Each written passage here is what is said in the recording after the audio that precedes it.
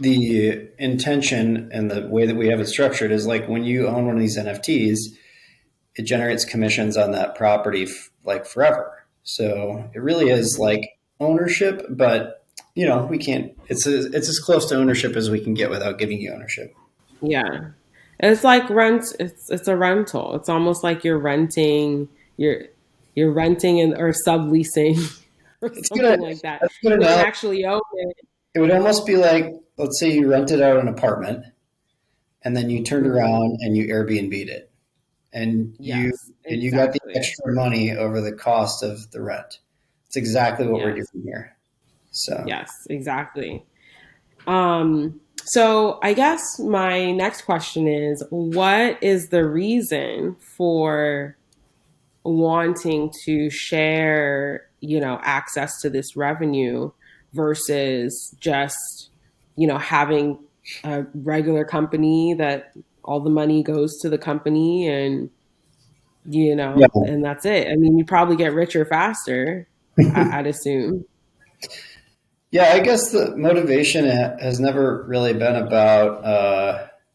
For me, hasn't been driven by the financial returns. I think there's definite opportunities on that side, but our so like as a trader, like I was pretty much full time trading from 2020 to the end of last year, and um, I was doing like 18-hour days, like staring at screens, and Oh my God.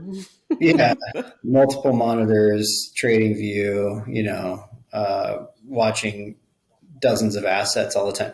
So, anyways, like pretty much got myself into like burnout phase. And I think Hmm. a lot of people in crypto, if you're in it like full time, you get to that point. Like it's like a breaking point for a lot of people. And like because it's so intense. It's 24/7, 365. Like we never shut this thing down. And Hmm. so a big passion for me was to actually like build a retreat for people in crypto to be able to get away.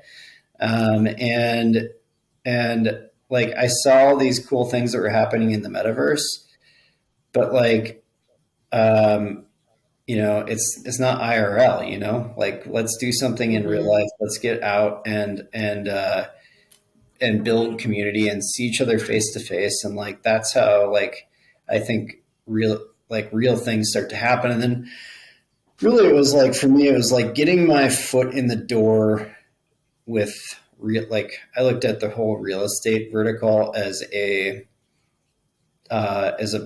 basically an industry that's like ripe for disruption.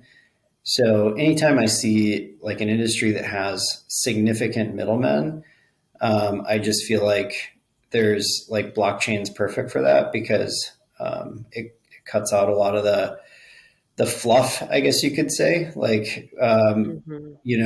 there's all kinds of like markups in real estate that probably don't need to exist if there were like blockchain solutions like in title companies and broker commissions and transaction fees and anybody that's done like DeFi before and like instant loans versus like trying to get a mortgage. You basically have to like give them your second born child or something like that. So, um, Hmm. but yeah, so I think like the reason to do this was, and also like life cycle of where we're at.